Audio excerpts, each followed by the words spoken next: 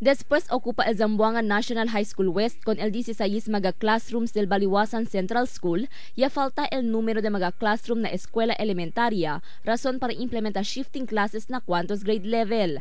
Actualmente afecta na shifting del clase el grade 2 y grade 3, incluido el cuantos section del grade 6. Según con el principal del Baliwasan Central School, Edgardo Falcatan, mediante el falta classrooms, ya subí pa el número del población del mga estudyante. Actualmente talya ahora na 2,700 el población del mga estudyante y posible pa alcanza na 3,000.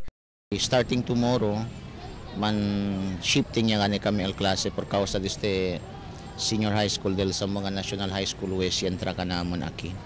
Ilaya sir el shifting of classes. Ken man klase aga? El aga from 7 to 12 entra el grade 2. Kabar volvía sila entra sali sila from 12 to 5 entra tamen el grade 3.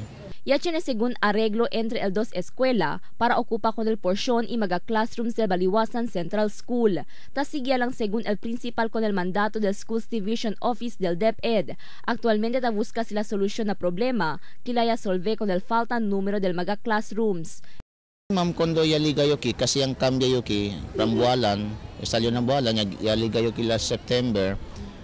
Yap, kanya daw stay yan, kwento daw stay sila con el otro mga el previous principal aquí, ya tenía sila arrangement con el Division of Zamboanga City.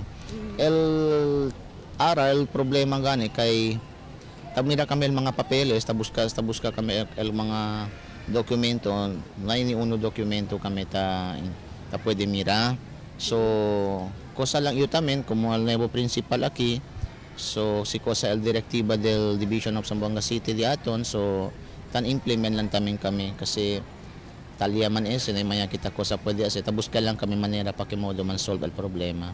Según con Falcatan, fuera na mga classrooms, ta falta también el número del diila magasilya. Aumento pa el falta número de mga textbook y libro para na uso de mga estudyante. Cristal Almonia, Dateline Zamboanga.